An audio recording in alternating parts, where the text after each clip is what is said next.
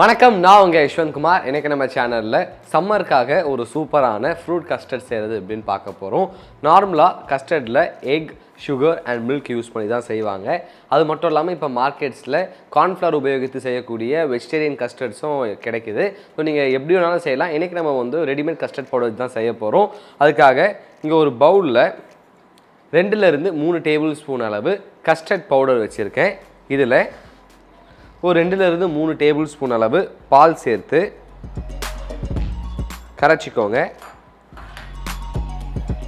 ஏன்னா நம்ம டைரெக்டாக இந்த பவுடர் எடுத்து பாயிலிங் மில்கில் ஆட் பண்ணும்போது உருண்டை கட்டுறதுக்கு நிறைய வாய்ப்புகள் இருக்குது.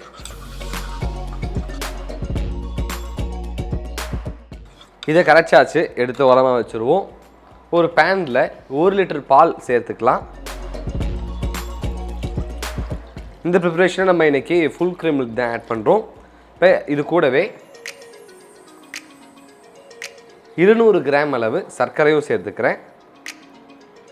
அடுத்து ஒரு 2-3 நிமிடம் இது நல்லா கொதிக்கட்டும். அது வரைக்கும் நம்ம வெயிட் பண்ணுவோம்.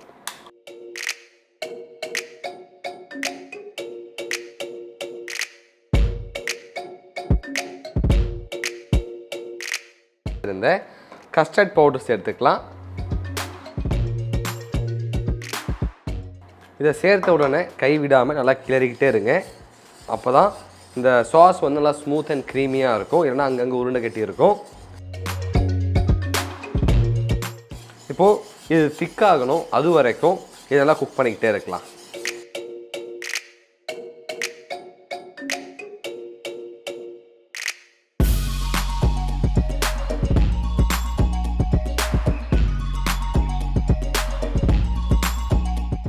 நம்ம கஸ்டர்ட் இந்த மாதிரி திக்கானதன் பிறகு ஸ்டவ் ஆஃப் பண்ணிவிடுங்க. இதோடைய சூடு முழுமையாக குறையிட்டோம். அதுக்குள்ளே வேறு ஒரு பவுலில் ஒரு ஆப்பிளை நறுக்கி சேர்த்துக்கிறேன்.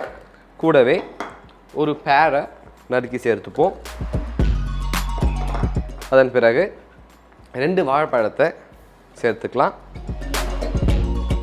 200 கிராம் அளவு திராட்சை சேர்த்துப்போம். அடுத்து 200 கிராம் அளவு மாதுளை பழமும் சேர்த்துக்கலாம். ஒரு 6-7 ஸ்ட்ராபெரியும் சேர்த்துக்கோங்க. அதன் பிறகு நம்ம கஸ்டர்டைய சூடு முழுமையாக குறைந்ததன் பிறகு இதை எடுத்து ஆட் பண்ணிக்கலாம். நம்ம கஸ்டர்டைய சூடு முழுமையாக குறைஞ்சிடுச்சு. இதை எடுத்து நம்ம இங்கே வச்சுருக்க மிக்ஸ்ட் ஃப்ரூட்டில் ஆட் பண்ணிக்கலாம். இப்போ எல்லா இன்க்ரீடியண்ட்டும் ஒன்றோட நல்லா கம்பைன் ஆகிற அளவுக்கு இது ஒரு முறை மிக்ஸ் பண்ணிப்போம். அதன் பிறகு ரெஃப்ரிஜிரேட்டரில் அடுத்து ஒரு 30 to 40 மினிட்ஸ் ரெஸ்ட் பண்ணதன் பிறகு எடுத்து அழகாக ஒரு பவுலில் போர்ஷன் பண்ணிக்கலாம்.